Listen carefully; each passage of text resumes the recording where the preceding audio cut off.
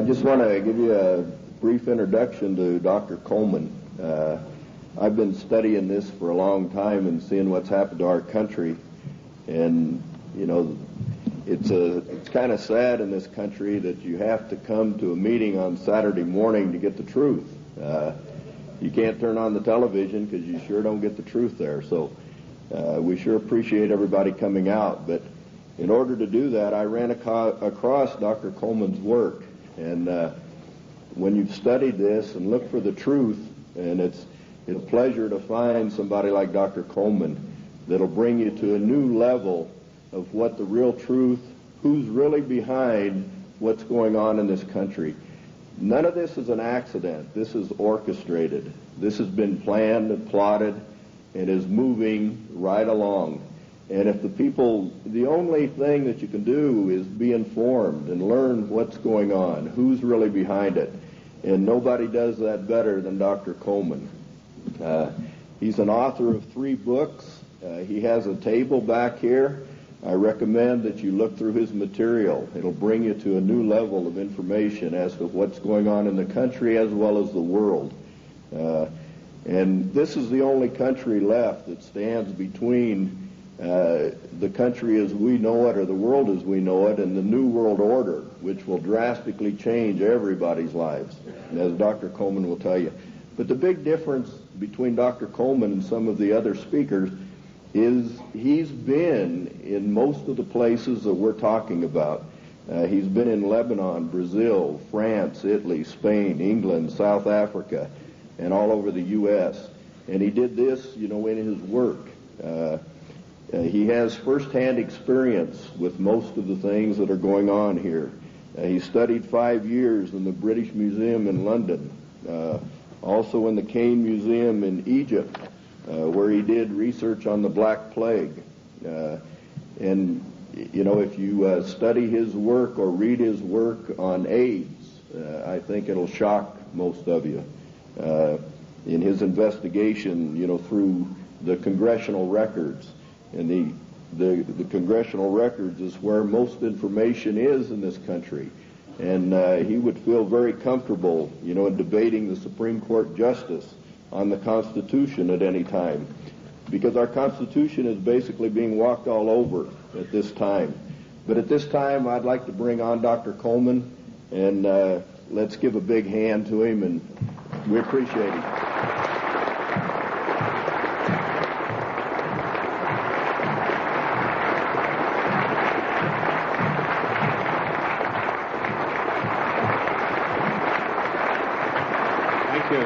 Thank you.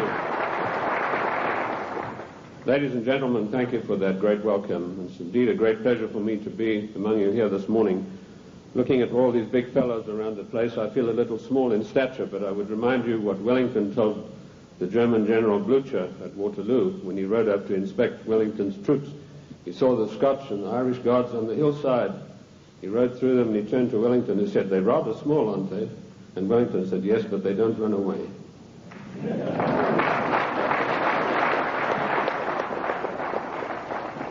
Ladies and gentlemen, I bring you a message of hope, not fear. A message that I hope will galvanize us all into much needed action. The problem is quite simple. Anarchy and chaos prevails in Washington, D.C. because the federal government has seized powers to which it is not entitled to and is passing masses of laws that are 100% unconstitutional. And when you get men setting themselves up as greater than the Constitution of the United States, you get anarchy and eventually tyranny. Now, I'm paranoid. I'm going to admit to you right up front. But let me tell you what the real meaning of the word paranoid is. It is a man or a person who has the ability to link events that seemingly are not connected. That is the true meaning of paranoia, or being paranoid. Of course, it's been used by our enemies the socialists, the Marxists, the liberals, the so-called progressives, to smear us. How many times haven't I heard it said of me, that fellow's paranoid? Yes, I'm glad to admit it, because I have the ability to connect events that are seemingly unconnected. And when you do that, you begin to arrive at the truth. It's taken me 25 years to come to the conclusions that I have come to. And I want to tell you that one of the biggest things I discovered in my work was the existence of a supranational committee composed of 300 men. I came across this quite by accident when I was serving in Africa, in Angola, and I was given a series of documents which were only supposed to be handed in to top-level people. They were what we called above the top level of classification of intelligence documents. And there I discovered that whilst I thought I was in Africa fighting against the invasion of the communists, I was in fact fighting to introduce socialist regimes in the black African countries, and that I was actually working for a committee called the Committee of 300, also known in intelligence circles as the Olympians. I'll stop right there, and I want to digress for a moment and tell you the word intelligence. It's been bandied around a great deal in the United States. I've seen people writing this and that and the other intelligence newsletter. They really have no experience whatsoever. In 1986, I wrote a work called Mind Control, Metaphysics, Extremely Low Frequency Radiation and Weather Modifications. And in that work, July the 8th, 1986, I said that the top-level intelligence organization in the United States was the National Reconnaissance Office, far bigger than the CIA and any of the other intelligence agencies. And by the way, we have about 10 different ones in the United States. And I even had the audacity to give the address of this organization. 3 weeks ago, Mr. Sam Donaldson, the gentleman who wears that beautiful toupee so effectively, he came on with a program in prime time, and he said, this is one of the biggest scoops that ABC has ever had. And he told about the National Reconnaissance Organization. The exact same thing that I published 8 years earlier. I tell you this to set the stage so that you'll understand I do have some experience and that I know that of which I speak. You know, the American people are somewhat like the Irish. I'm sure you've heard the story of the Irishman who got shipwrecked, and after many days he was washed up on an island, and as he staggered along the beach, some people came out of the trees waving spears, and he said to them, is there a government here? And they said, yes. He said, well, then I'm against it. Liberty is based on individual freedom. We are individual people. We are not the mass, so disdainfully referred to by Karl Marx and the socialist writers. We objected to a tax of a penny a pound on tea when King George of the Venetian Party of the North, now that's probably the first time you've heard that expression. It took me 5 years of digging in the British Museum in London, which I consider to be the finest repository of knowledge in the world, to come up with that name. That was what the party of King George was called, and we'll come to the reason for that. But our colonists said, we're not going to pay this penny a pound on tea. Today, we are being driven on our knees by a tyrannical government which is imposing all sorts of taxes upon us, and worse than that, trammeling on and tramping on the Constitution of the United States of America, which is the second greatest document in the world next to the Bible.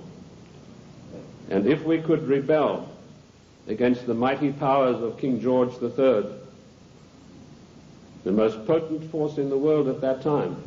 Then, ladies and gentlemen, it is time that we rebelled against a federal government that is trammeling the Constitution underfoot every day of the week.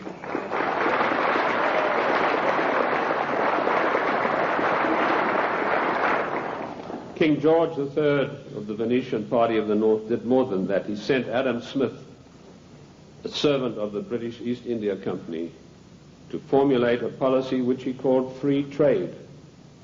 And by the means of free trade, Adam Smith, a greatly beloved economist of the Marxists, the socialists, and the liberals, hoped to bring the small manufactories and the industries established by the colonists to their knees.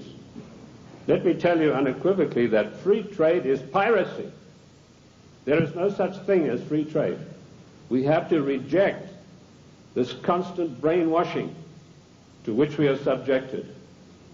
Free trade began with Adam Smith and the British East India Company. Now, who is the British East India Company? They played a massive role in the history of the United States of America. Only you are not taught this in your schools or in your universities, but you need to know. In my book, The Committee of 300, which took 20 years of research, and incidentally, I was only a little bit behind with Karl Marx. He spent 30 years in the British Museum in London, where he got most of his things from. I point out that the British East India Company was the most powerful trading company in the world. They made their massive monies out of the dope trade. They first grew prime poppies in Kew Gardens in Kensington, London, got the best producing opium poppies. They then shipped them to Benares in India, where they began a massive plantation of poppies, opium producing poppies. They then used their famous tea clippers to transport the poppies in the form of raw opium to China. And by their military force, they imposed an opium policy on China that turned the Chinese nation into a nation of addicts. And they enforced this policy, which was known to the royal family and Lord Gladstone, the Prime Minister, and every one of the lords and ladies in England. And they made a massive, huge fortune. In researching these documents in India House in London, I came across some of the manifests of the old tea clippers and the numbers of kegs of opium they carried and the values. And I totaled up these things, and I found to my astonishment that if we took 1970 as an optimum year for profits in General Motors and Ford, in 1 year, the opium trade with China was 3 times the profits of the combined profits of Ford and General Motors in 1970. And this was shared by 300 people. That was the committee that ran the British East India Company. They all had equal voting rights. They could not outvote each other, and of course they were sworn to secrecy. The descendants of the British East India Company today run the United States. And I will hope to prove my thesis as we go along. They also interfered in the development of the United States on every occasion. They armed the Indians, they armed the people against the settlers who were pushing west. They ran the Hudson's Bay Company. They also ran so-called mission stations in China and got these missionaries who were really not missionaries at all to push opium on the Chinese. And I remember a conversation with the late Gamal Abdel Nasser of Egypt, Prime Minister of Egypt, President of Egypt, and Mohammed Eichel, one of the top journalists, with Chow En-lai. And Chow En-lai told him, he said, you know, the Americans and the British made China a nation of opium addicts, and now with the Vietnam War, it's our turn. We are going to make the Americans a nation of opium addicts. So you can see the influence, the evil, baleful influence of the British East India Company upon the great nation of the United States of America. They were the ones who financed the war. They put up the money for the British troops to buy the Hessian mercenaries and to fight the colonists. Those brave 3%, let me remind you that only 3% of the people took arms and stood up against the mighty army of King George III. We are 3% here this morning, but that's enough for us to withstand the mighty force of the federal government of the United States of America.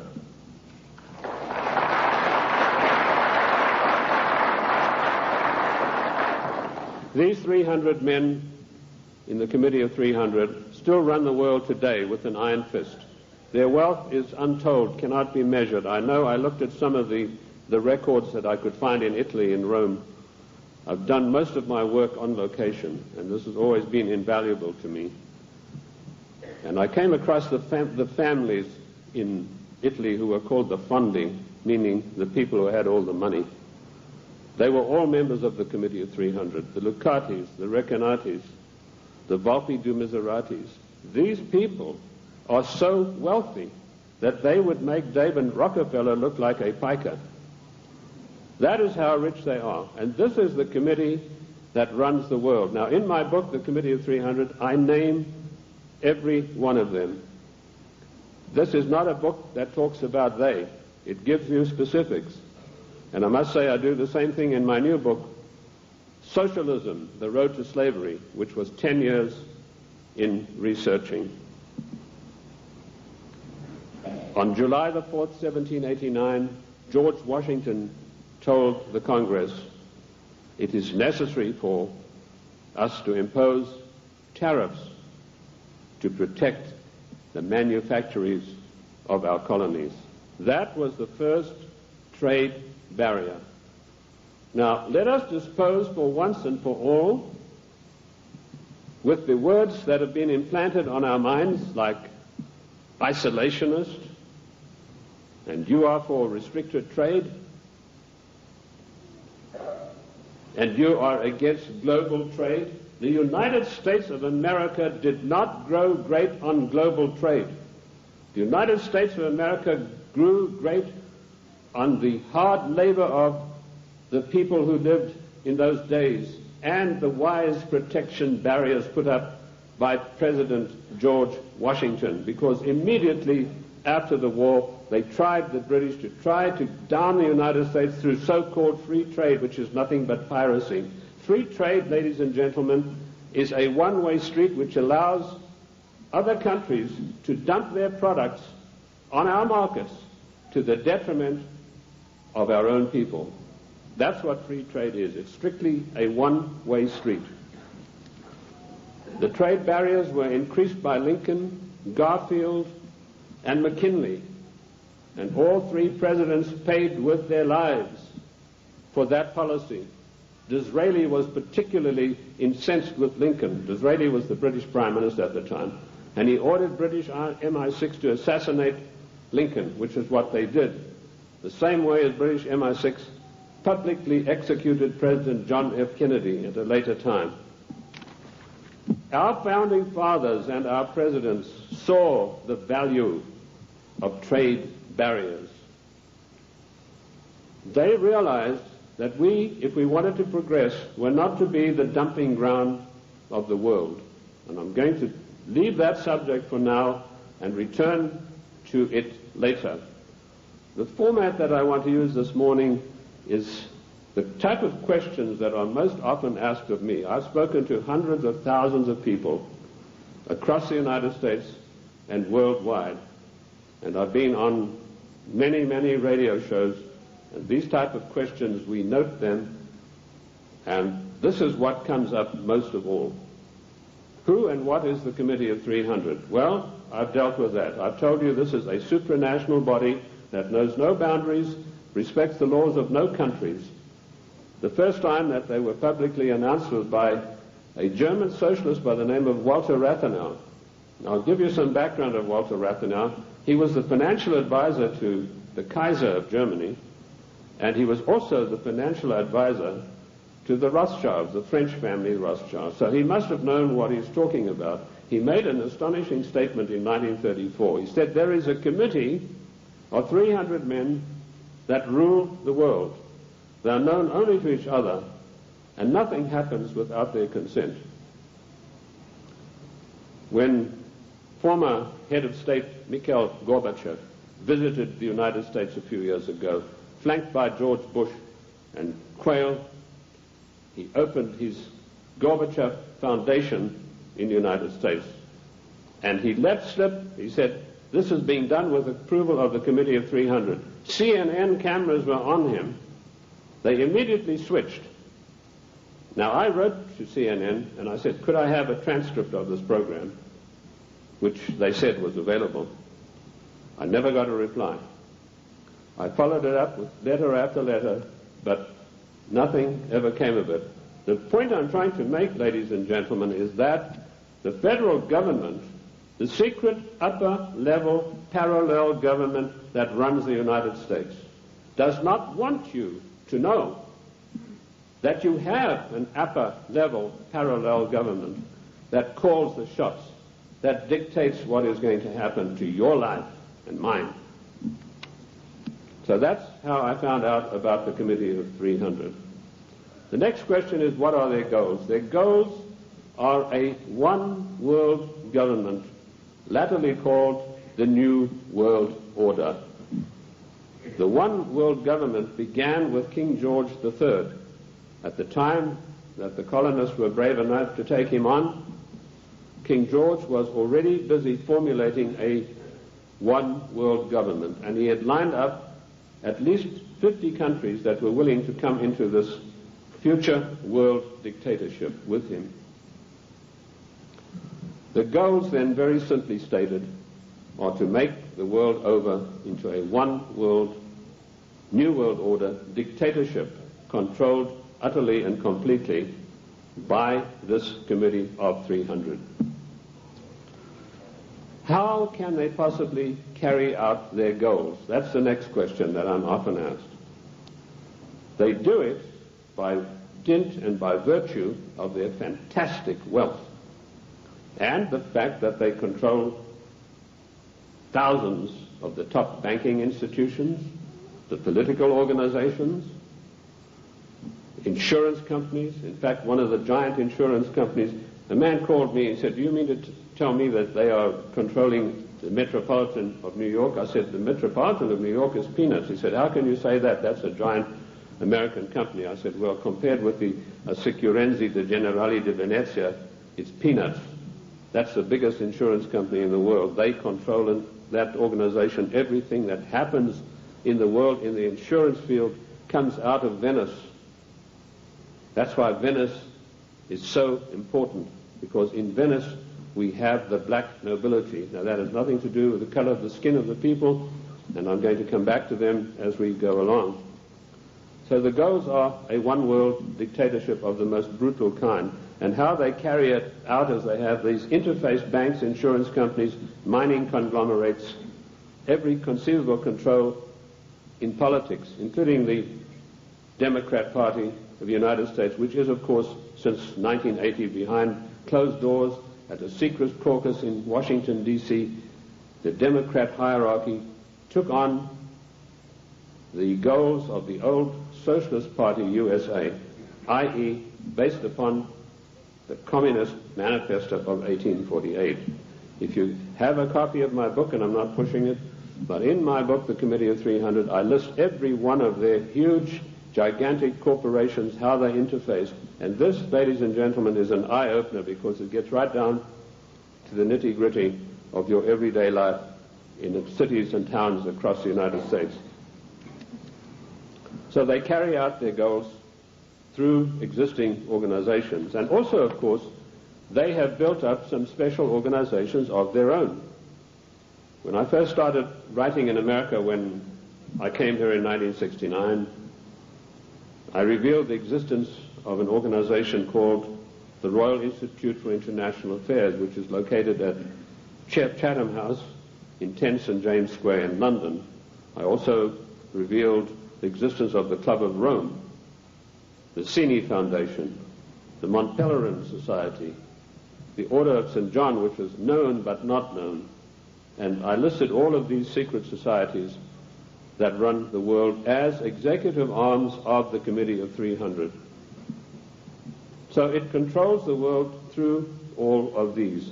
The Royal Institute for International Affairs is the executive arm of this committee, which gives instructions to the United States government to this very day. The chain of command is as follows. Every Secretary of State that has been appointed since 1919 is appointed by the Royal Institute for International Affairs. That may come as a shock for you.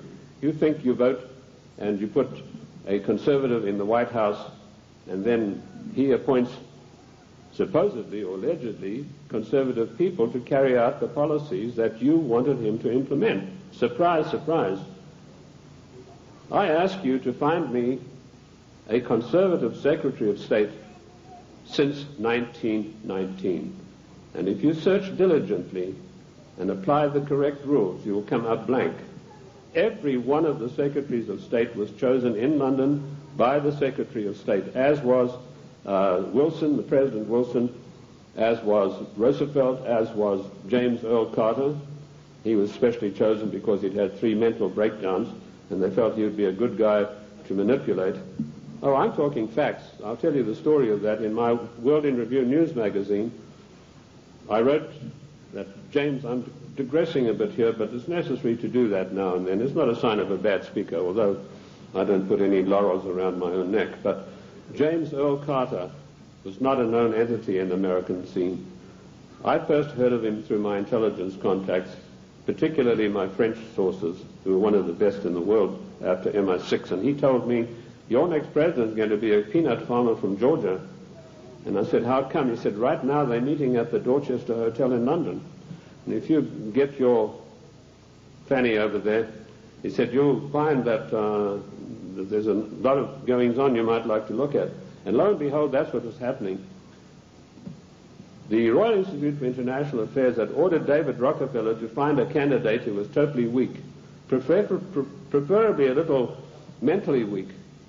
And they put one of the greatest brainwashing specialists in the world, trained by the Tavistock Institute for Human Relations, Dr. Peter Bourne, on the job. And he said, it's funny you should say that. One of my patients is a guy from Georgia, James Earl Carter, and this guy can't take rejection, and he's been to me 3 times for a nervous breakdown. So they hiked Carter over to London and feted him at the Dorchester Hotel, which is a very ritzy place. And they feted him and wined and dined him. And the next thing we saw, Time, Newsweek, every newspaper in the country, James Earl Carter. Now we, in our little magazine, World in Review, we told those of our subscribers, this man is your next president. We also did exactly the same thing with William Jefferson Clinton, because we had the story of the Club of Rome. We knew who Agnelli was. We knew that Agnelli had had a huge love affair with Mrs. Pamela Harriman, and that Mrs. Pamela Harriman was the doyen of the Democrat Party, and Mrs. Harriman had been given the task of finding the next president of the United States, a socialist. And she picked up Clinton and said, you're our boy. But there's one snag. Clinton went up there, brushing his forelock back, said, well, you know, there's one problem. My wife's left me. So Mrs. Harriman was dumbfounded. She said, well, you better give it back in a hurry. And he said, no, she doesn't want to come back to me because of my trice with other women. That's how he put it. My philanderings would have been a better word, but he said trice with other women. So Mrs. Harriman sent for Mrs. Clinton, and she duly came to New York, and she sat her down and said, look, if you want to be the first lady of America with all the attendant prestige and power, you better forget about your husband's philanderings and get right back to him. And that is precisely what happened. And when I heard that had happened, I knew this guy was the next president. And we wrote that in our news magazine. And sure enough, a year later, here came marching into the scene William Jefferson Clinton. So the RIA, the Royal Institute for International Affairs, does control everything that happens in the United States. They give their orders to the Morgan Guarantee and Trust Bank on Wall Street. And the chief executive officer of that organization is Dennis Weatherstone. And he duly relays the orders over to the Secretary of State, whoever that happens to be. And he then relays the orders to the President. There was one exception to this, and that was during the illegal, 100% unconstitutional Gulf War. Now, I'm going to use a word, and I apologize to the ladies for this, but I need to tell you this graphically to illustrate the power that the Royal Institute for International Affairs exercises over the affairs of the United States of America. when George Bush was hesitating and didn't know whether he should get into the Gulf or not, the Prime Minister of Britain, Mrs. Margaret Thatcher, came over to the Committee of 300's headquarters at the Aspen Institute, Colorado, and this is the phone call that she had with George Bush. She said, "George, this is Margaret. Apologies to you, ladies president. Get your ass up here. I've got some orders for you about the Gulf War." And Bush went scurrying up there like a little messenger boy.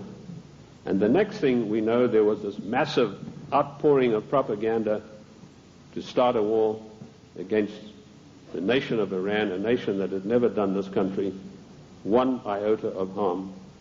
I use those illustrations in order to give you the extent of the control that is exercised by this Committee of 300. There are many other societies that are operating for the RIIA. The Illuminati, which has been around for many, many years. I've written a work called The Illuminati in America, 1784 to 1994. A lot of people think this is an ancient secret society that's gone away. They think that Adam Weishaupt had a quarrel with the Catholic Church and that's it. Don't you believe it? 13 of the top families in the United States are in the Illuminati today, and they have a big say on everything that happens politically in this country. Then we have the Society of Cincinnati, which I don't think many of you will have heard about.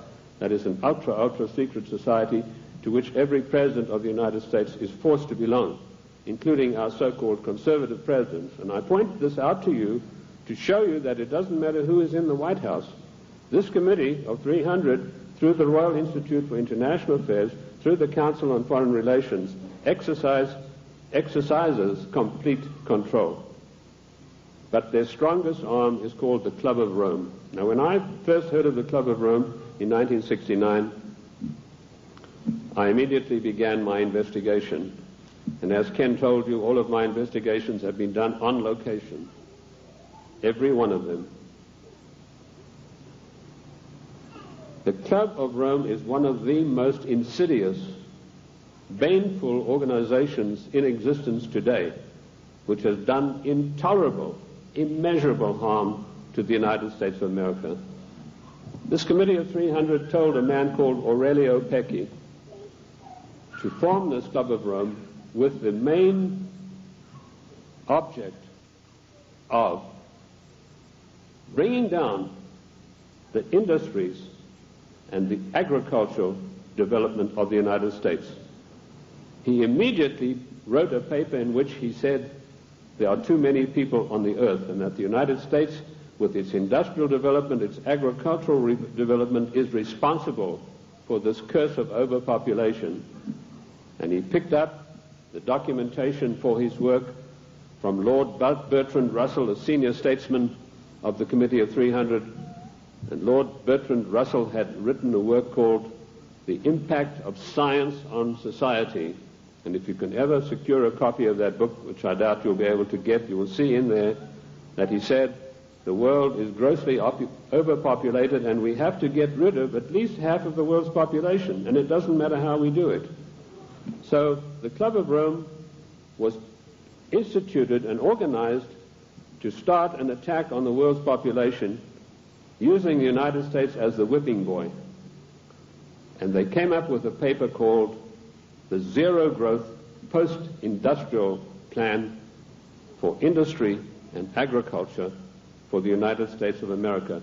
3 days after that plan was accepted as official United States policy by James Earl Carter, I was able to, through my intelligence people, get a copy of this insidious document. Basically what it said was that the middle class in the United States of America had to be destroyed, because in the coming push to a world order, the middle class would be the stumbling block, because history had shown that the peasant class in ancient days, when they had revolted, were just easily crushed. There was no resistance. But now had grown a new super class of people in the United States called the middle class, who had long-term employment, who had job security, who were well paid, who could afford to buy the products that were made by the United States and didn't need to buy products from China or anywhere else. And the Club of Rome post-industrial zero-growth paper said this has got to stop. We have to bring down the middle class of the United States. And the way that we will do this, the way that we will accomplish this task, is by crushing their industries.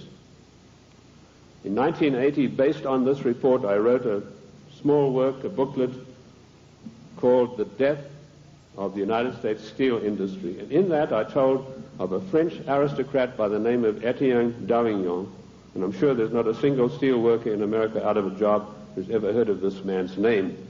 But they put this aristocrat onto the job of destroying first the steel industry. In my book in 1980, I said that by 1985 we would have silent blast furnaces. The rolling mills would be stopped. There would be no more shipbuilding.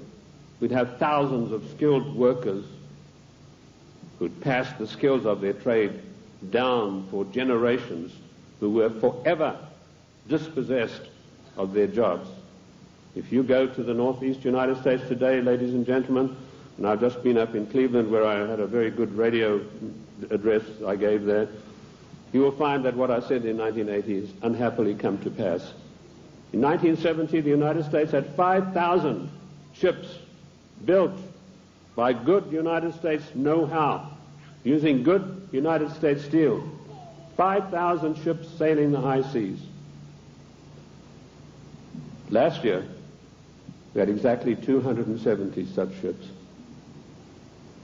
And at least 50,000 steel workers permanently out of a job, jobs that will never come back.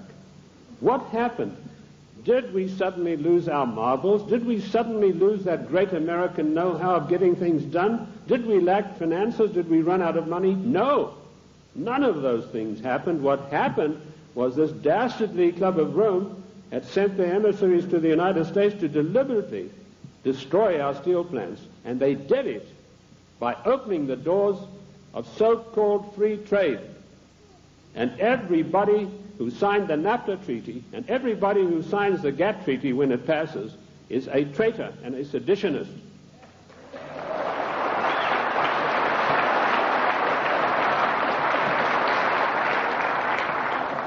Our mighty steel industry is destroyed. Our shipyards are silent. Our skilled workers are permanently without a job. And if you don't believe me, get the report of the Club of Rome. You know, when I came out in 1969 with my report on the Club of Rome, nobody had ever heard of it. And people, when they got it, said, "Oh, this guy's paranoid. There's no such organization. It's probably something to do with the Catholic Church."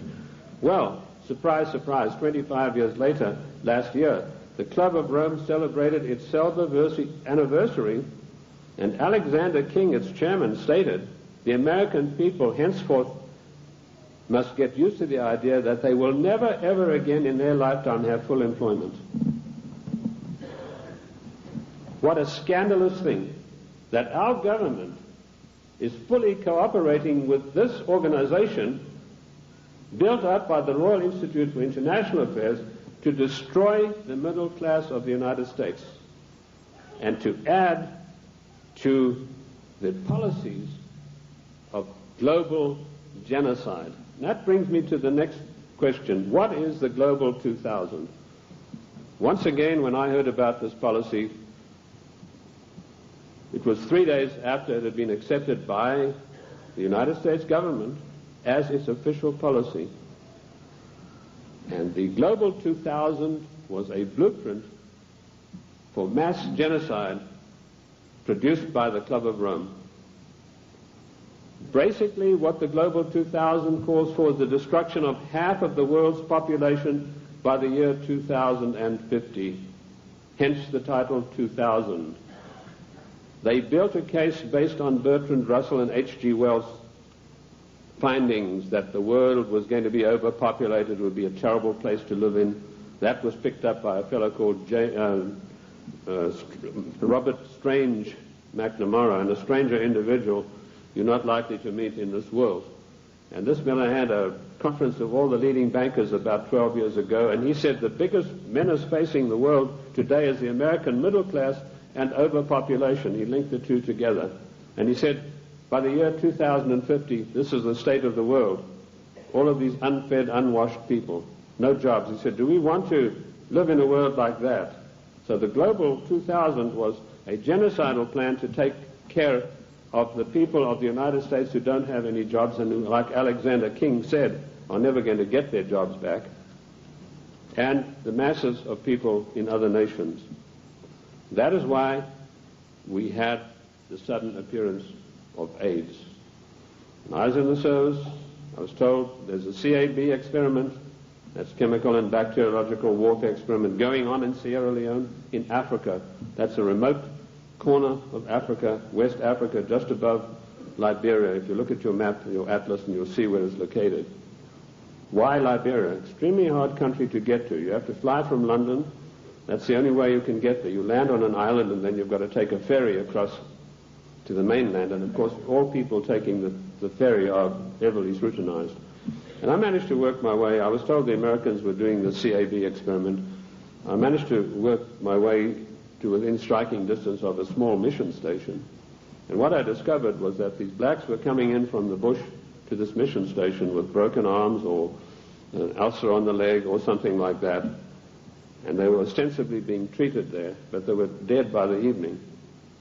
What was actually going on was that a laboratory had been set up using Lassa fever virus. Now at that time, Lassa fever was one of 4 viruses that could jump the human-animal barrier. And it was a deadly virus. They were trying to create a virus that could be mass-produced and it could be sent out through the World Health Organization to get rid of millions of people in the world. But the Lassa fever virus proved uncontrollable. It killed 3 scientists who were working there. So the orders came from Washington, burn the place to the ground, and that's exactly what they did within a radius of 100 miles. They bottled up some of these viruses they'd been experimenting with and took them back to the Centers for Disease Control in Atlanta. There they began again, but again they escaped and killed 3 more scientists. So they incinerated the whole laboratory, sealed it off and incinerated. The same experiments are now going on in Harvard University right now. But they're not using the Lassa fever virus. That has proved to be too tough for them to handle. Instead, the United States government gave millions of dollars to the United States military chemical and bacteriological warfare establishment at Fort Detrick, and they began experimenting with the AIDS virus. I knew about the AIDS 3 years before the word ever came out in the world, in the United States particularly, because of my field work in Sierra Leone. The British government used their Porton Down CAB facility. It's easier to get into the Bank of England vaults than to get into Porton Down. All the deadliest viruses in the world are being crafted there, in pursuance of the goal, the Global 2000, to decimate the world. Shortly after this experiment had finished at Fort Detrick, the World Health Organization started a massive vaccination campaign. They said, for once and for all, we're going to wipe out the scourge of smallpox. They chose Africa and Brazil, launched a massive vaccination campaign. Immediately, AIDS began to appear. Thousands and thousands of people began dying of the strange new virus, which the World Health Organization then said had come from the bite of a green monkey. They forgot to tell you the green monkey's been there for centuries, and he'd been biting people if he ever did for centuries, but no disease of that nature had ever occurred. The World Health Organization deliberately took this virus, which was crafted from a series of animal viruses, including Mediavirus sheep, which destroys the brain, which is why you find AIDS patients get dementia probably first before any of the other AIDS-related complex diseases appear. And they began vaccinating innocent people on a massive scale, and they began dying like flies. Why Africa and why Brazil? Because those 2 countries had the biggest black population in the world. And I want to tell the black people of the United States of America, do not trust the Democrat Party. Do not trust government. Do not believe that government is your friend. To you, to them you are dispensable, the same way as we are. Millions of people died. I went through Uganda on an inspection tour, and I saw whole areas decimated where previously there had been small towns and villages. There was not a living soul in sight.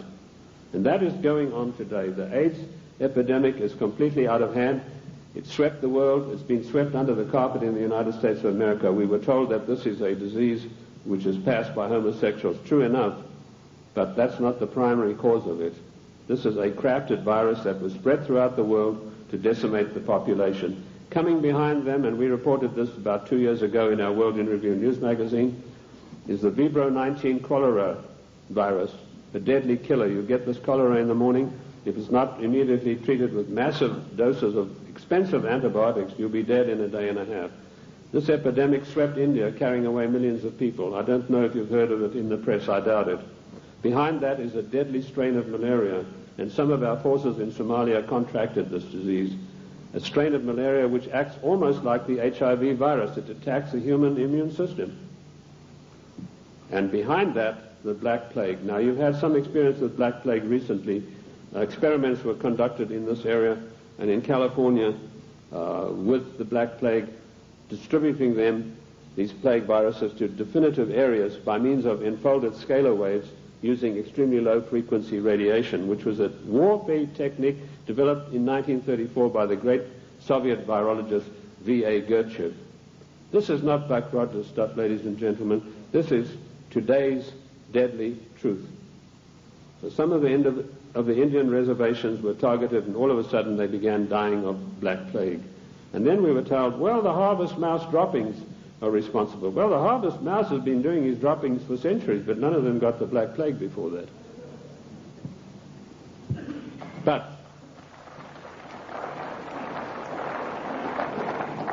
what happened immediately following the so-called population control meeting in Cairo? There was a sudden and violent outbreak of Black Plague in India, and it is still going on, and it is not under control.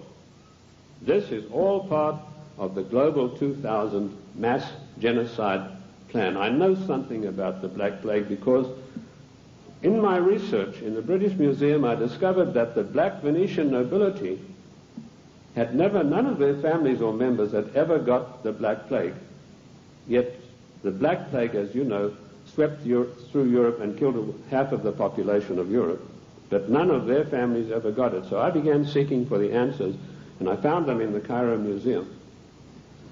So people said, well, how come, if these things are true, how are they going to protect themselves? They being the Committee of 300, their servants and their families, they have the means of protecting themselves by certain types of herbal compounds mixed with sugar.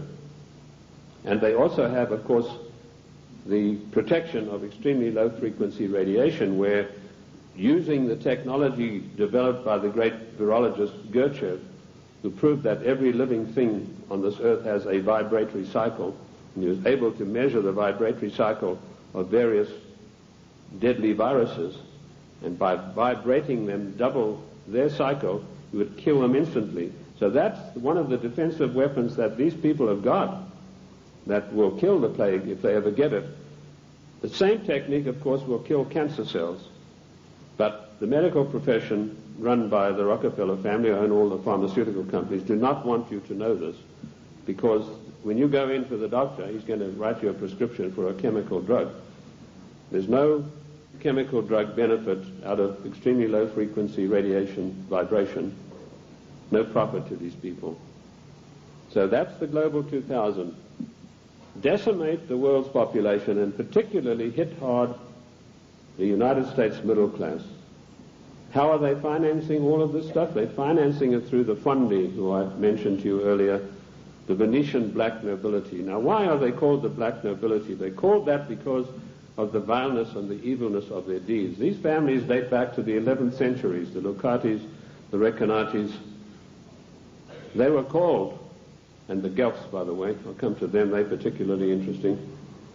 They were called that because of the evilness of their deeds. They make Lucrezia Borgia look like a Sunday school teacher.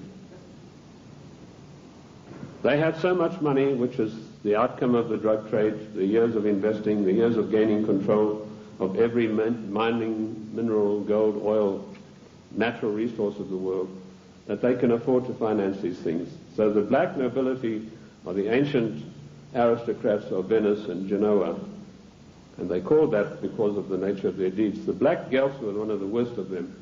Now, interesting enough, the Queen of England, Queen Elizabeth II, is a Guelph. She's not a Windsor. This was a title that was evolved in 1935 by her father to put researchers off the track.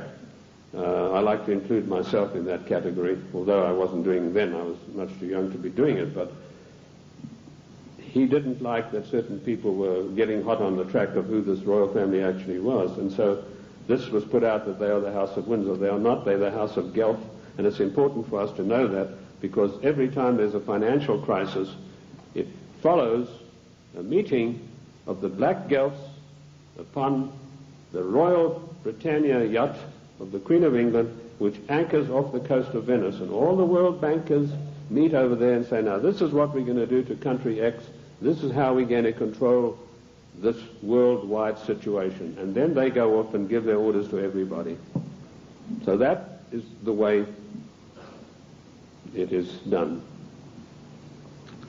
I told you earlier that they controlled the United States. Even in the days of President Lincoln, they had him assassinated on the orders of Disraeli, and they then, of course, in later years, were able to elect one of the worst socialists we've ever had the misfortune to suffer under, Woodrow Wilson. Wilson was elected by a ploy. Of course, they got Teddy Roosevelt and the Bull Moose Party running as a supposedly third candidate to siphon votes off so that Wilson could be elected as a socialist president. Now, our eyes have been fixed on Moscow. We've been led down the garden path, ladies and gentlemen. All of the time we've been looking at Moscow, and we've been told what demons they are in Moscow. Rightly so. But all the time this was going on, the Trojan horse of socialism in Washington, D.C. has been stealing our country away from us. And in my book, Socialism, The Road to Slavery, I give you a full and factual description of exactly how this was done.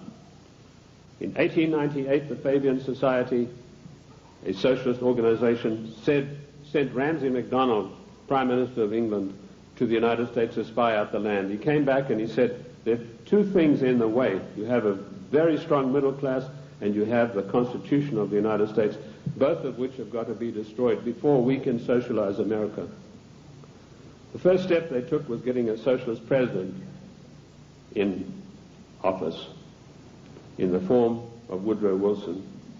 Woodrow Wilson was controlled out of England by Sir William Wiseman, head of the North American desk of MI6. Now, in case you don't know MI6, it is the most powerful and the oldest of all intelligence agencies in the world. They taught the CIA. They taught the Vatican intelligence. They taught the French intelligence. They taught the Mossad. They taught the Cheka. Captain Hill of MI6 went out and set up the Mossad. And Captain Hill went to Russia and helped the Bolsheviks set up their single-cell apparatus. Sir William Wiseman was the controller of Wilson through Colonel House. Now, who is Colonel House? He was an unknown person who emerged out of Texas. His father served the Rothschilds during the Civil War, and he emerged out of the war as the only person in Texas who'd made any money. And House was sent to Washington in order to control the first socialist president, and he took his orders from Wiseman, and House lived but a few blocks away from Wilson, and above him, Wiseman had an apartment. And that type of control is not gone. It is still here to this very day, right now, as I speak to you. Other questions? Give us some examples of what you're talking. How do we know that what you're saying is true? I'll refer you to the great soldier son of the United States of America, General Douglas MacArthur, a great patriot, a great warrior, a great Christian. When Douglas MacArthur was in Korea, he and General Stratomayor of the Air Force devised a plan that would have put China out of action for the next 50 years. He submitted this plan to Washington, an arch-socialist, one of the most vilest creatures who ever walked this earth by the name of Dean Rusk, immediately summoned the President of the United States to a meeting in Blair House. And he said, "Mr. President, we have seen the plan submitted by General Douglas MacArthur, and there's no way in the world that you can allow him to implement this plan." And Truman said, "Why not?" He said, "You know very well that anything that relates to China has to be cleared by the Royal Institute for International Affairs first." And he said, "They don't want you to do this." And MacArthur was not allowed to carry out his plan. And 50,000 sons, beautiful Americans, were slaughtered on the battlefields of Korea needlessly because of orders from the Royal Institute for International Affairs. And that same institute is controlling President William Jefferson Clinton to this day. MacArthur was eventually bowler-hatted on the orders of the British government. I mentioned earlier the death of John F. Kennedy. Given the methods that are well known in intelligence circles of how to get rid of bothersome people, it would have been a very simple matter to make it look as though Kennedy had died of a heart attack or some other natural cause. Instead of that, in order to warn every president that would follow in his wake, every powerful person in this country in the know, you do not kick over the traces. You obey us, or you will see what will happen to you.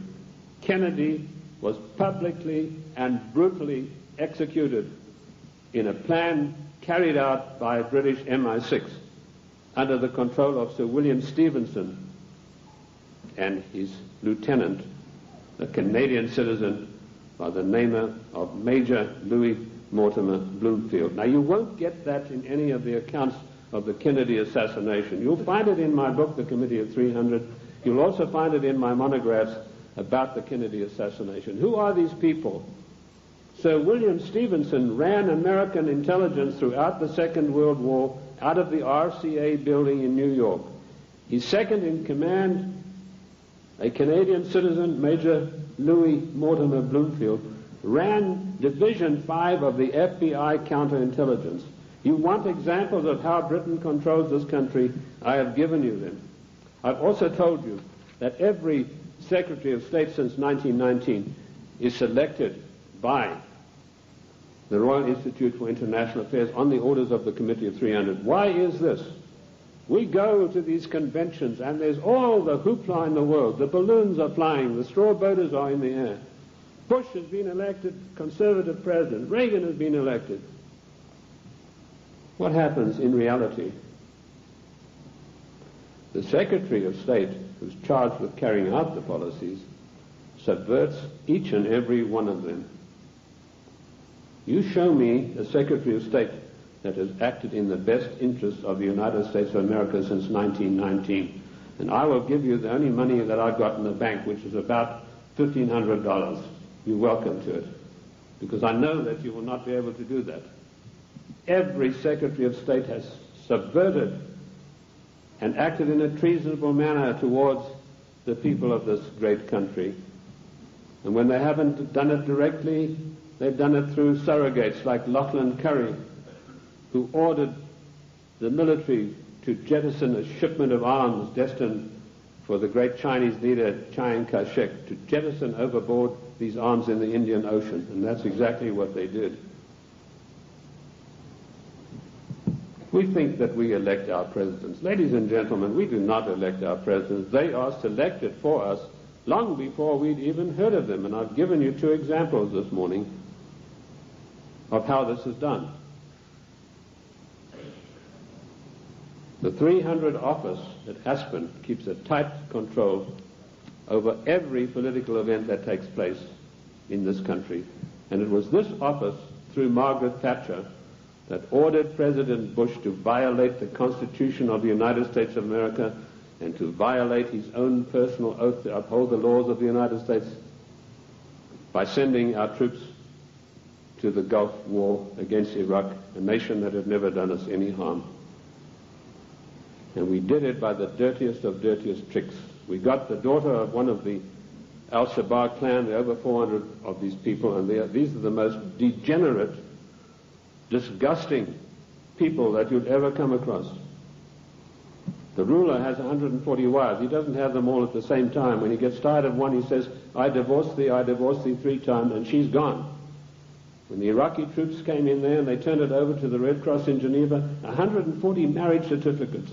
This is the man that your sons and your daughters are propping up today in Kuwait in a most illegal manner, in violation of the Constitution of the United States of America. And Bush did a Texas two-step around the Constitution. He did not get the mandatory declaration of war.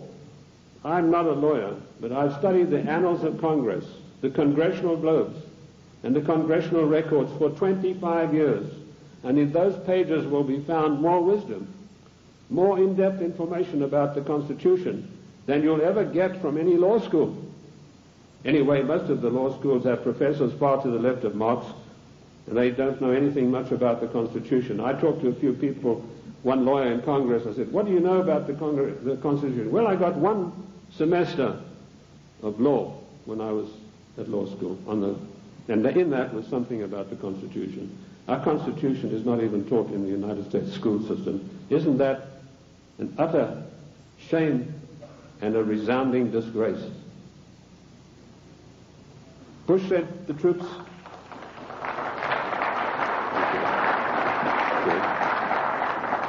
Bush did not get a constitutional declaration of war. This is a very difficult area of the Constitution. It's probably one of the most complex areas of the Constitution.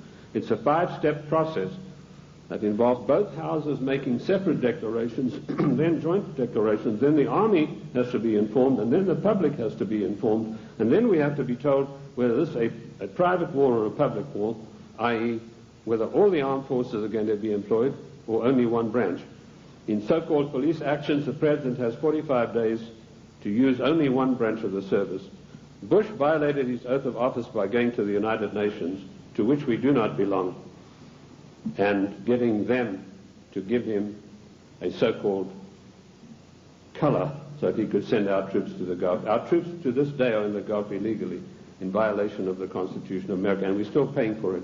The story that the Gulf states put up all the money, you go and ask the General Accounting Office, as I did, how much money have they paid?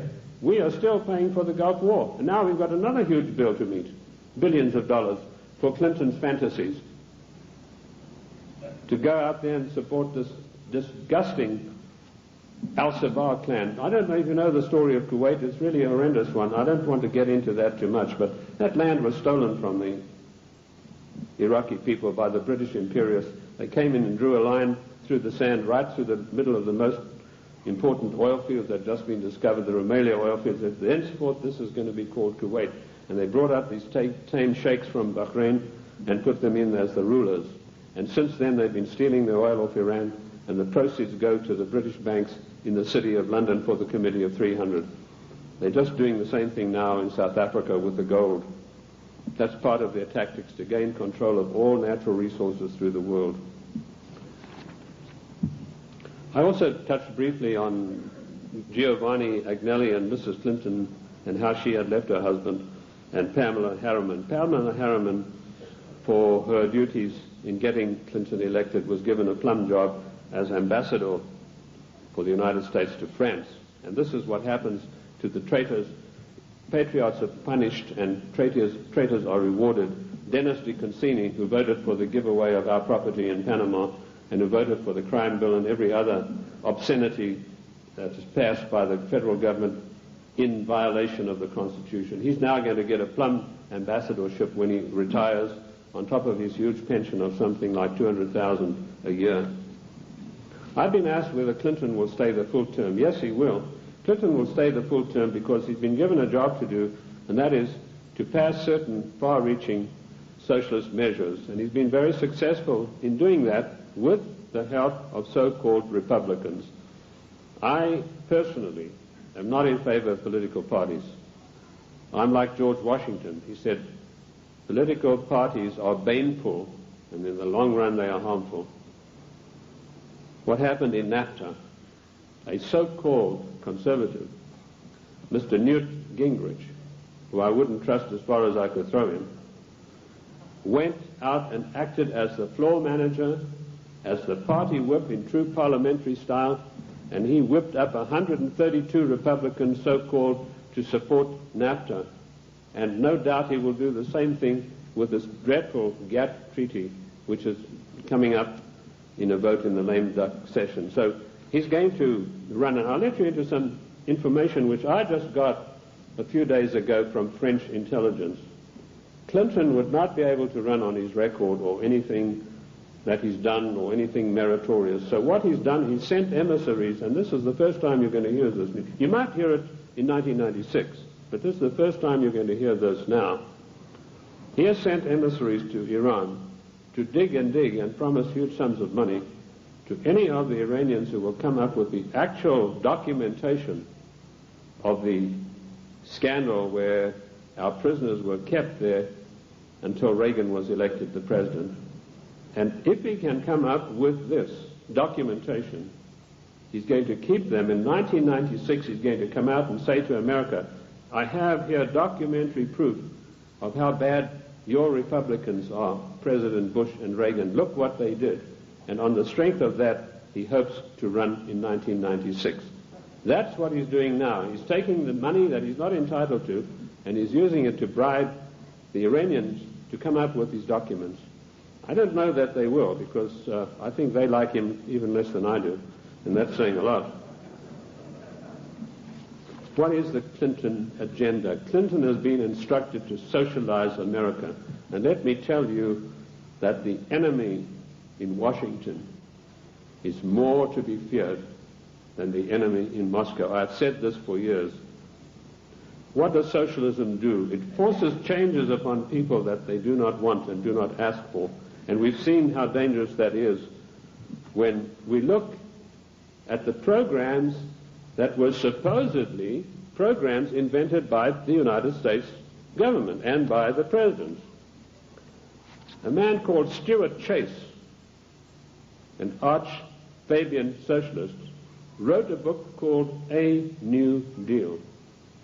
Frances Perkins, who was the first female socialist cabinet minister appointed in the United States in the Roosevelt administration, she got hold of a copy of this book and she ran to Roosevelt and said, look, this would be a marvelous program for you. So in the 1932 Democrat and by the way, don't call them the Democratic Party because they are not. We are a confederated republic. We are a constitutional republic.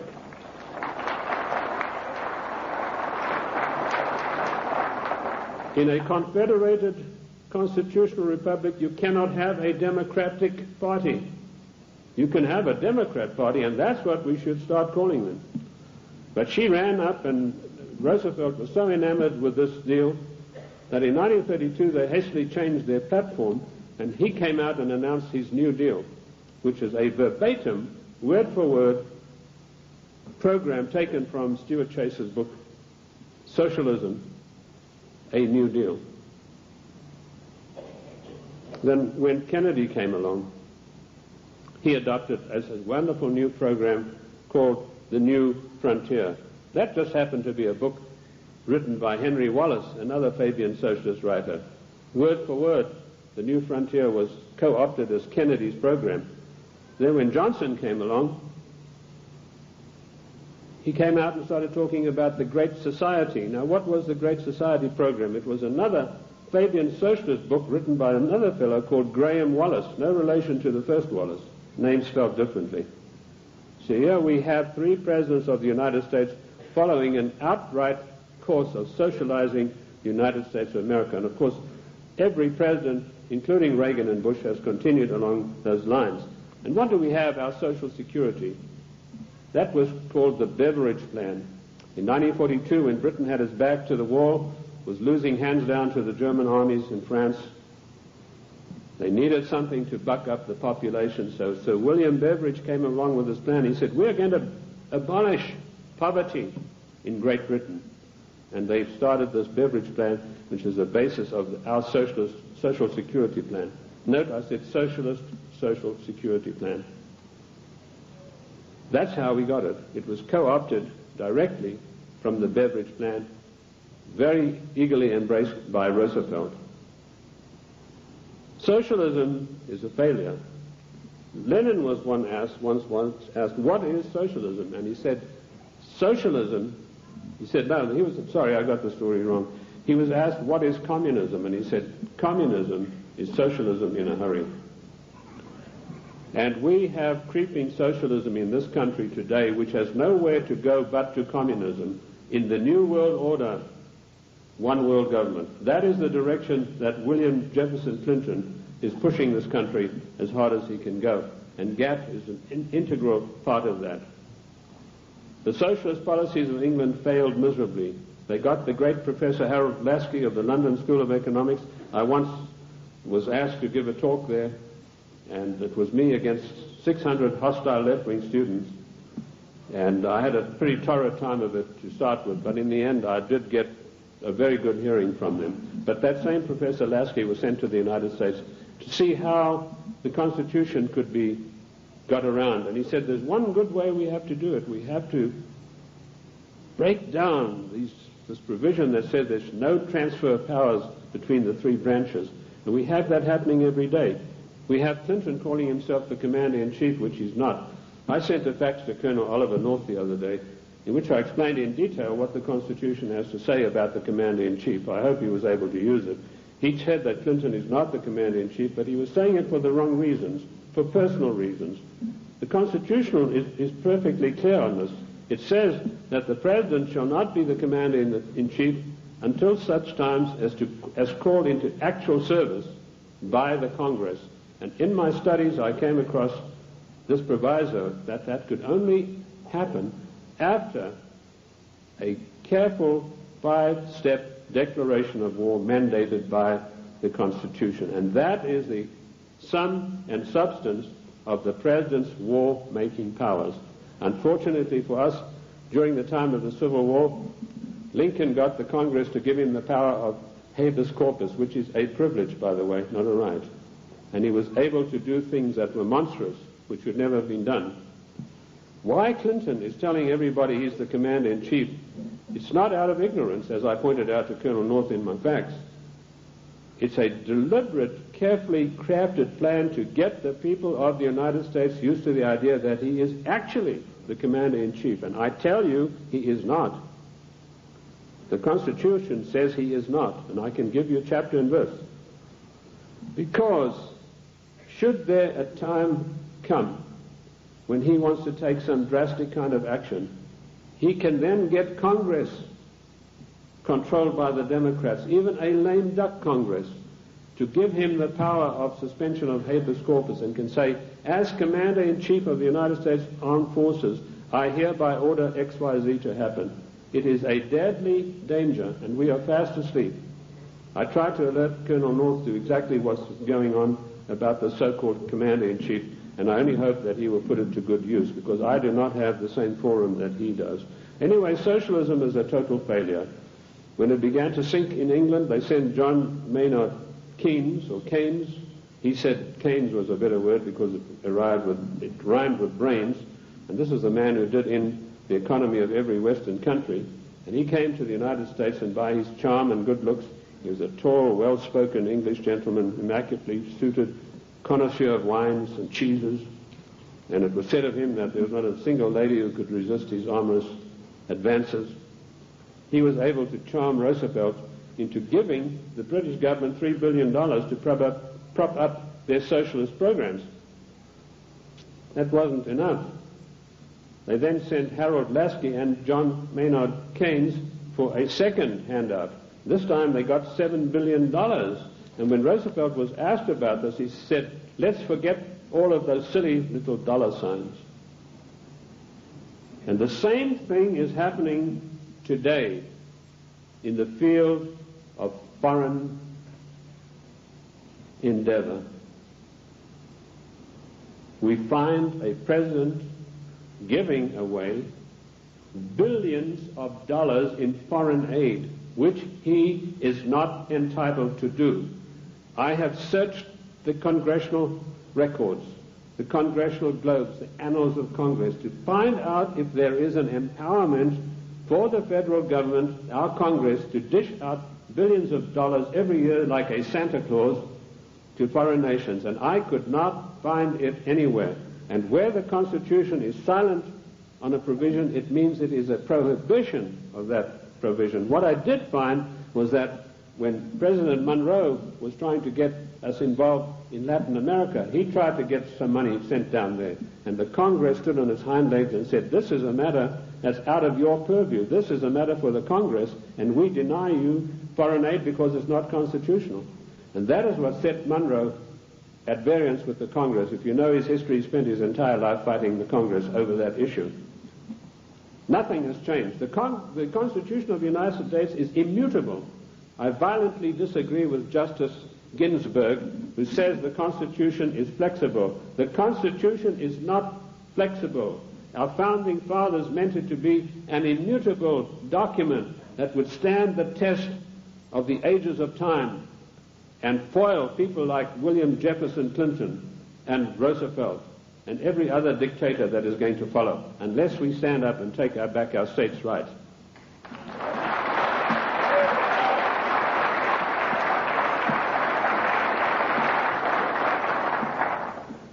What is the political future of the United States?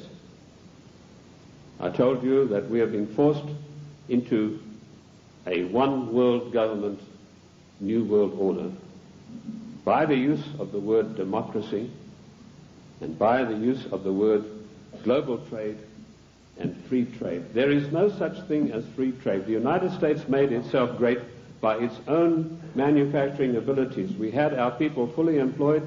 We had our people who could buy all the products that we made. We did not need global trade. If people wanted the privilege of selling on our markets, they had to pay customs tariffs. And did you know that up to 1913, all the money that it took to run the United States came from customs tariffs? We had no income tax. And in 1913, we had a surplus of $5 billion after all our bills were paid. Now comes Socialist Wilson, and the first thing he does, he calls for a joint session of Congress, and he said, we've got to stop this isolationist. Ladies and gentlemen, this word isolation is a smear word. It's intended to deceive you. We do not need global trade. We need full employment. We need our people back in full-paying jobs. We need our industries revitalized. We have today 40 million unemployed Americans, and Alexander King has stated the policy of the Club of Rome, followed slavishly by William Jefferson Clinton. Americans can forget about full employment in the future forever. 40 million, those are the real figures. We have 25 million people underemployed, people with great skills who are acting as doormen in hotels, flipping hamburgers, for God's sake. These people, and they talk, Mr. whatever his name is, Reich or whatever it is, he says, oh, the Clinton administration has created 2 million new jobs. Well, I don't like to pick on his size, but I think it's gone to his head, if you get the drift of my meaning. There's no 2 million jobs of any magnitude being created. He's talking about makeshift jobs. We have the biggest underpaid, underemployment class in the world today, and we have the middle class totally destroyed by the socialist administration, and Clinton is hand in glove with him and going along with him as fast as he can go. We have become the dumping ground for the world's products, and that has put our people out of jobs, reduced our standard of living, the object of the exercise being that one day we shall be no better than a third world country as far as our standard of living. Take the shoe industry. In 1950, only 4% of shoes sold in America were imported shoes. Every president that came along knocked down the tariffs against shoes, imported shoes. Today you have China, Taiwan, Malaysia. 84% of shoes sold in America come from those countries, which means a total unemployment in the shoe industry of this country of over 250,000 people. Isn't that a scandal and a disgrace? That we open our doors and allow these people who we subsidize with foreign aid to come back and dump their products and put our people out of work. In future, historians are going to say, this was the maddest nation on earth to allow this insidious war to be waged against them. And that's what it is, ladies and gentlemen. This is a war to the death for the United States of America. The only thing that is making it unrecognizable as a war, there are no big drums being beaten, there are no flags waving, but we are being insidiously destroyed in a trade war. And GATT is a coup de grace to kill off the American middle class for once and for all. And while in passing to GATT, did you know that one of the provisions, I've read the 26,000 pages of this GATT document, and I want to tell you, I don't believe a single one of our senators or our members of the House have read this document. One of the provisions that I found out is at birth, once GATT is in control, every child born in the United States will have to have an IRS number. Another thing that I found, the GATT financiers, and this is a massive bureaucracy, are going to come in and they are going to limit the type of dividends that you can earn on your investments from bonds. What happened? Immediately this news broke, the gnomes of the bond market took their money and they fled to Basel, Switzerland, and they put all their money in the Bank of International Settlements in gold, Swiss francs, and that's why you have the attack on the dollar going on today. This is a war to the death against the people of the United States. The Committee of 300 wants to reduce us through socialism into a nation no better than the third world countries. Look at this insidious GATT treaty. Do you know that the United States, the mighty United States, has one vote, the same as Kenya or Haiti? And we are going to pay 7/10 of the huge bill. And this organization is going to supplant the laws of this country. One of the provisions of the WTO is that their board will be able to go in and demand of individual states that they change their laws and take us to the courts if we don't do it. Where is the president who said he would uphold and protect the individual states and their rights to a republican form of government?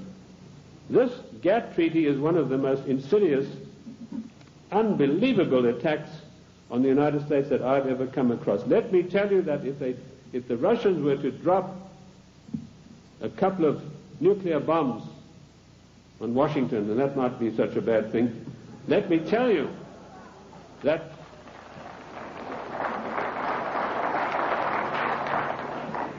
they could never hope to do the damage that GATT is going to do. Ladies and gentlemen, you have to marshal every one of your resources. This GATT treaty has got to be fully debated.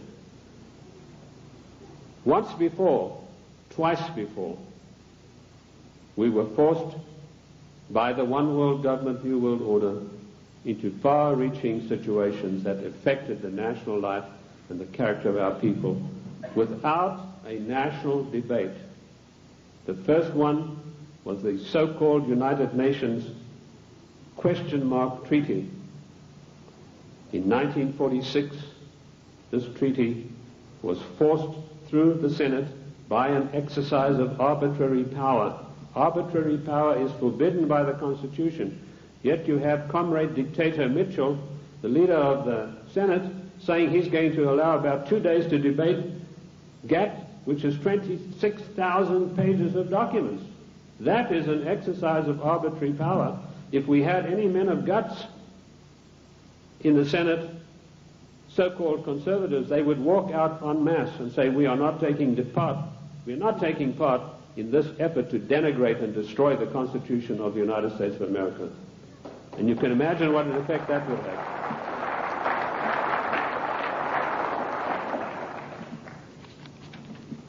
GATT will be allowed to be debated for 2 days, 26,000 pages, and some of the most insidious things that you've ever seen are in this document, and they all, every one of them, say GATT shall override all the laws of the United States.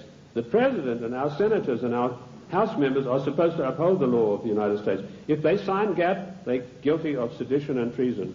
Period. That's it.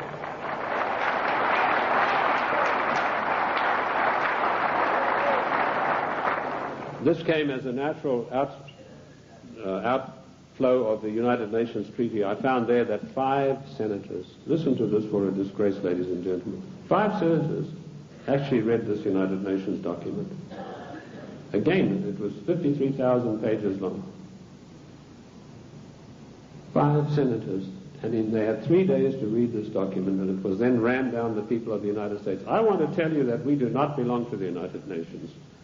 One of the greatest constitutional scholars it was ever my great pleasure to speak with was the late Senator Sam Ervin, who told me there's no way under the noonday sun that we could ever have joined in the United Nations. We did not join the United Nations, and we do not belong to it now.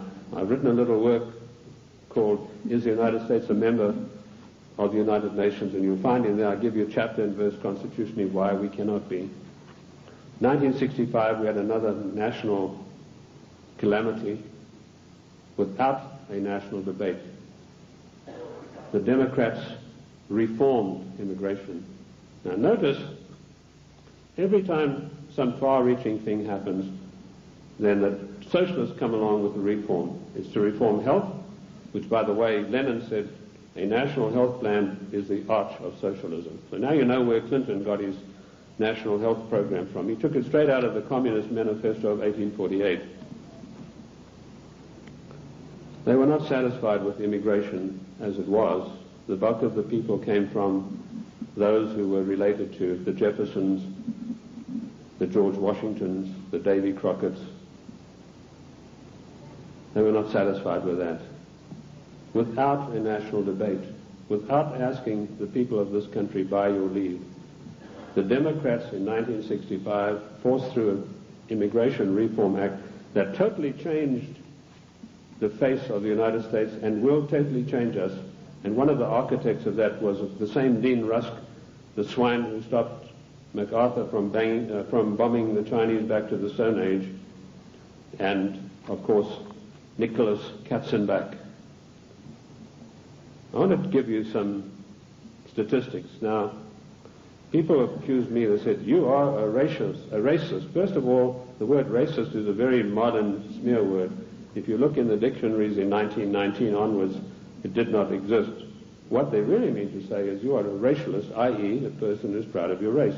I'm not saying this against any group, any nationality. I want to show you how the socialists, without our permission, without a national agenda, without a national debate, will change the face of the United States. In 1984, the people from traditional immigration stock made up 74% of the total population. By the year 2080, less than 100 years from now, we will make up 39.5% of the population. And it goes on. The Hispanics were 9.4 in 1980, they'll be 15.4. The Asians, 2.4, will be 13.3 of the population. In other words, the traditional Americans of the Davy Crockett, George Washington, the people Monroe said would make a real contribution to America, will be in the distinct minority. And this is thanks to the Democrat Party, who in 1965, without by your leave of the people, changed the rules. And now they've got us blindsided by concentrating on illegal immigration. Illegal immigration is nothing. That's a small problem. The legal immigration that was authorized in 1965 without your permission, that's where the big problem lies.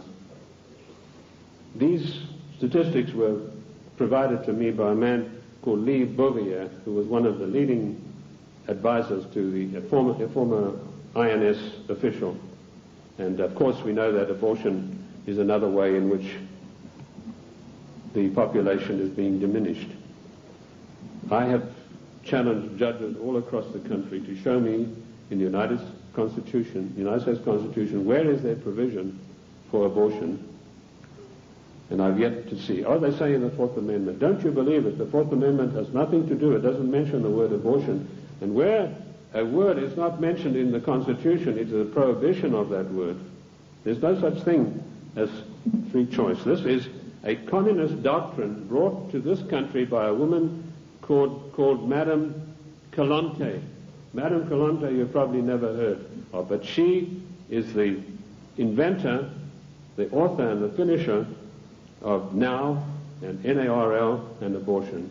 It's all in my book, Socialism, The Road to Slavery. Where do we stand now?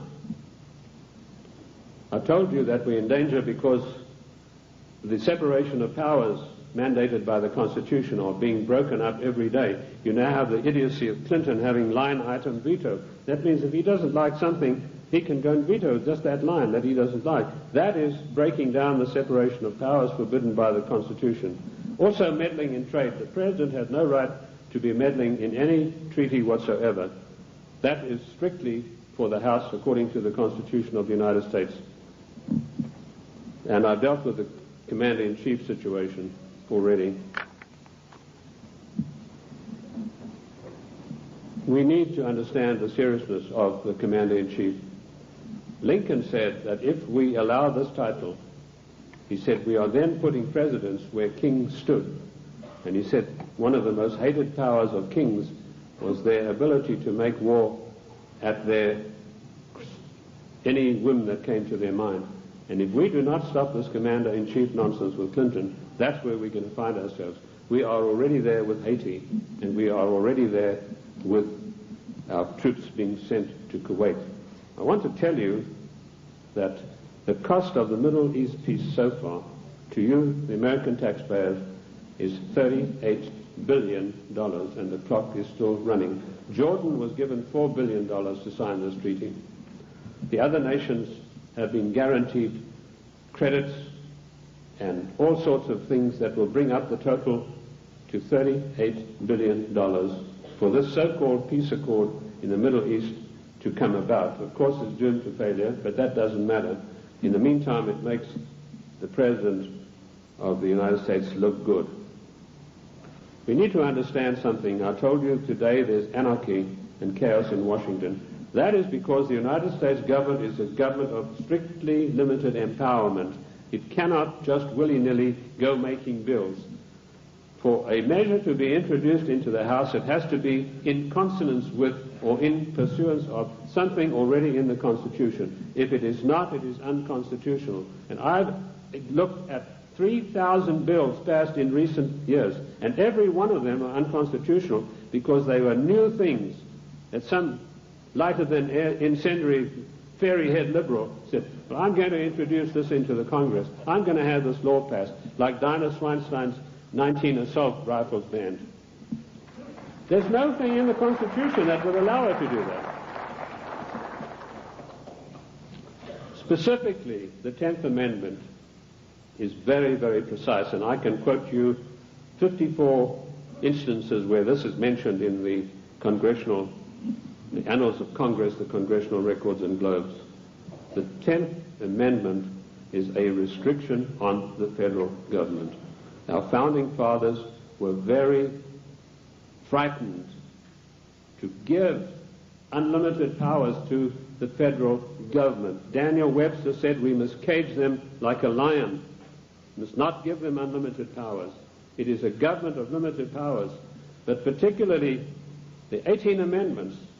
And just to make sure that the federal government would understand this, in the 18th Amendment, there's a little title that's very important. It says they can only do things that are necessary and proper. And I want to ask you, is rushing our troops off to Kuwait to protect the income of the decadent Al-Sabah family, whose money goes to the Royal Institute of International Affairs banks in London, is that necessary and proper for the United States to be doing? We don't get any benefit out of that. No. The 18th Amendment, necessary and proper. The 10th Amendment, the police powers of health, education, and police protection are entirely reserved for the states. And I can quote you 48 court cases from the Annals of Congress, from the statements made by the Founding Fathers. Those powers were never surrendered to the federal government. Therefore, the federal government has no business interfering in health matters, national health plan, no business interfering in crime bills, that's a matter for the states, and no business interfering particularly with the Second Amendment. I was in New York the other day on a radio program, and a very irritated, angry lady said she was a professor of law from Columbia. She came in on the program and she said, "You don't know what you're talking about." She said, it's not a right to bear arms. I told her exactly what was what. And she said, well, if that's true, then voting is a right. I said, no, voting has never been a right. The only rights and the only civil rights we got are found in the Fifth Amendment. And that's all. Forget the 1868 Act. That was done when the United States, the southern states, were under occupation. They were occupied countries. Forget Nicholas Katzenbach's 1964 Civil Rights Act. The only civil rights we've got are those contained in the Fifth Amendment. And health, education, and police powers belong to the states. Mrs. Swinstein has no right passing a bill classifying 19 types of assault weapons. What is an assault weapon anyway? Any gun is an assault weapon. That's what you use guns for. You use it to shoot people or animals or protect yourself. Any gun is an assault weapon. A knife is an assault weapon. You know, now they have this poor, almost idiot Brady running around the country. They're using him shamefully to push for gun control. This man doesn't know whether he's Arthur or Martha at the moment. This is not an issue of gun control. This is an assault on the Constitution of the United States of America in total. You cannot take one part of the Constitution and attack it and exclude the others. And this is what it is. It is an attack upon the Constitution of the United States of America. We need to understand about GATT. I'd like to go back to that a little bit. Michael Carpenter, the Attorney General of Maine, and 46 other Attorney Generals of the states wrote a letter to Clinton last July, and they asked him, please, Mr. President, let us have a national conference of all Attorneys General of the states on this matter. Clinton refused to answer him. Instead, he got his Hollywood lawyer pal, Mickey Cantor, whose only expertise in the world is running around with a Hollywood crowd. He's a Hollywood lawyer. And suddenly, Clinton puts him in charge of trade. Trade wars, GATT, is piracy. It will destroy the livelihood of the people of this nation. What is the situation facing us right now? There's an attack on the dollar. The gnomes of the bond market are fleeing. I've written a work called The Economic Implosion, Year of Crisis, 1995, in which I predict the collapse of our economic system as we know it today in pursuance of the GATT Treaty. One of the things I know for a fact that this will be an implosion, i.e. our system will collapse on the ground of which it now stands. It's not going to be an explosion that will scatter everything. And we know that GATT will come in and say how much you can get for your interest. They will also put the International Monetary Fund in charge of our finances, and banking in this country will be in the control of 5 major banks. That will help to control the situation and further destabilize the country. That is the aim and object of all of this. Once a nation is destabilized, it's very easy to deal with it and push it into a socialist new world order, a one world government. Ladies and gentlemen, I want to say to you today, the time has come for us to recognize that we are 50 individual nations. We have all the rights of an individual nation. We gave only limited empowerments to the federal government. They have grossly, flagrantly violated the concord that we have with them. Therefore, we, the masters, have the right to go to Washington and tell them, the servants, henceforth this concordat is severed, unless we understand from today all of these unconstitutional measures will be rolled back and a new system will come into being. The Federal Reserve Bank, that private enterprise bank, will be put out of business.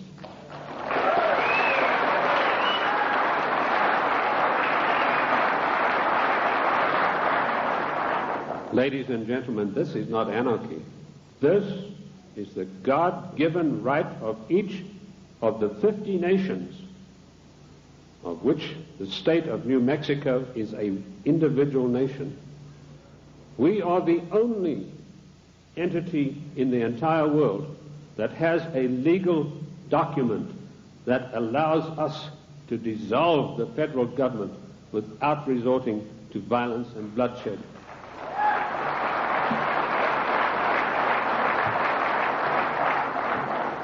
Ladies and gentlemen, I can tell you from my own experience that I have seen a rising tide in this country in the last 5 years. And I say to you today, in my closing remarks, let us catch the wave.